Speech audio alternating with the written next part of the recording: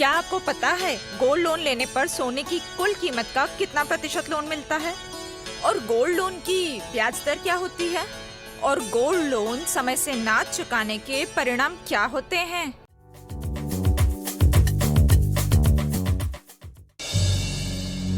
Gold loan लिया, चुका नहीं पाए, अब नीलाम होगा 1 लाख लोगों का सोना। ये देखो, कुछ लोगों ने बुद्धूगिरी की।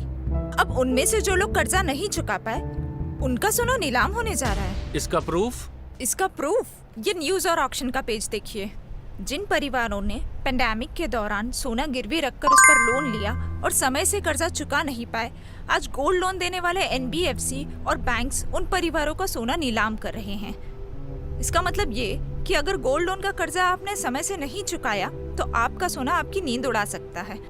रिजर्व बैंक की एक रिपोर्ट के अनुसार कोरोना के 2 साल में ही गोल्ड लोन का साइज 31,726 करोड़ रुपए से बढ़कर लगभग 70,000 करोड़ रुपए हुआ है।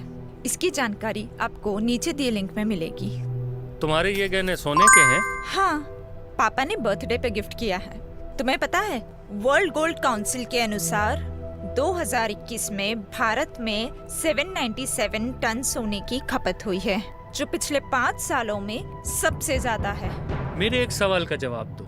अगर तुम्हें इमरजेंसी आ जाए तो तुम ये सोना बेचोगी या उस पे लोन लोगी? मैं ये सोना बेच दूंगी। मगर सोना बेचना तो अशुभ होता है। सोना बेचने से सोने पे लोन लेना ज्यादा अशुभ होता है।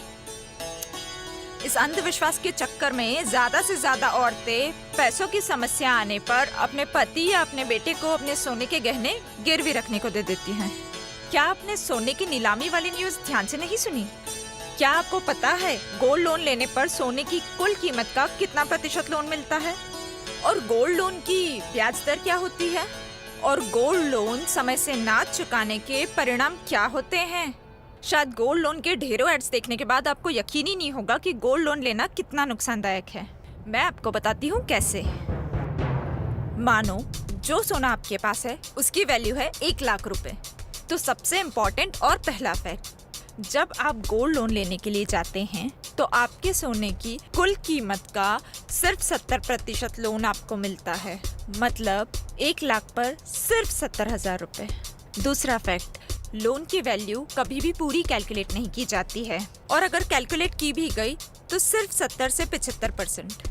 उसमें और चार्जेस ऐड कर दिए जाते हैं, जैसे कि SMS charges, service charges, security charges, token fees, notice fees. वो कैसे? वो जानने के लिए आप मनी लाइफ फाउंडेशन के वेबसाइट पर विजिट कीजिए। इमरजेंसी में 70,000 भी मिलेंगे और फिर अपना सोना भी तो वापस मिलेगा। और गोल्ड पर जो इंटरेस्ट यानी कि ब्याज लगाया जाता है उसकी दर 12 से 32% होती है। वो कौन भरेगा? और आपको याद दिला दूं, किसी भी लोन पर उसकी प्रोसेसिंग फीस मतलब उसकी प्रक्रिया की फीस और उसके वैल्यूएशन चार्जेस मतलब मूल्यांकन शुल्क तुरंत काट लिए जाते हैं। लेकिन गोल्ड लोन के तो हर विज्ञापन पे गोल्ड लोन लेना फायदेमंद बताया गया है। यही तो प्रॉब्लम है हमारी सोसाइटी की। हम एड्स देखते हैं लेकिन उसके नीचे टर्म्स एंड कंडीशन वाली चेतावनी कोई नहीं पढ़ता है। समझने वाला पॉइंट वो है, सेलिब्रिटीज को देखकर किसी भी चीज का फायदा या नुकसान नहीं जान सकते हैं, और इमोशनल होकर अपना सोना गिरवी रखने से बेहतर है उसे बेचते हैं। वरना आपको आपके सोने की दुगनी से ज्यादा कीमत अदा करनी होगी। हो सकता है लोन लेने में नुकसान हो, लेकिन बेचने में क्या फायदा है? अच्छा, लॉजिकली क्या सही है? 1 लाख की कीमत वाले सोने को गिरवी रख के उस पर सिर्फ 70,000 मिलना, या फिर उसे बेचकर पूरे 1 लाख मिलना? आप ही सोचो, आप इतनी मेहनत करके पैसा जमा करते हो, उससे गोल्ड खरीदते हो, और मुसीबत आने पे उसे गिरवी रख के किसी और को ब्याज भरते हो। आपको ये फायदेमंद लगता है? अब ये चार्ट देखो। इस चार्ट में ये रेड लाइन दर्शाती है कि आप किसी को कितना ब्याज भरते हो।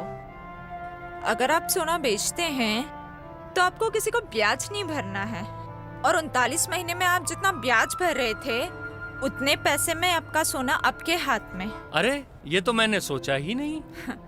अब फैसला आपको करना है कि इस मुसीबत में आप अपने सोने का सही इस्तेमाल कैसे करेंगे। अभी आप मनी लाइफ फाउंडेशन के वेबसाइट www.mlfoundation.in पर विजिट करें और गोल्ड लोन से जुड़ी जानकारी डिटेल में प्राप्त करें।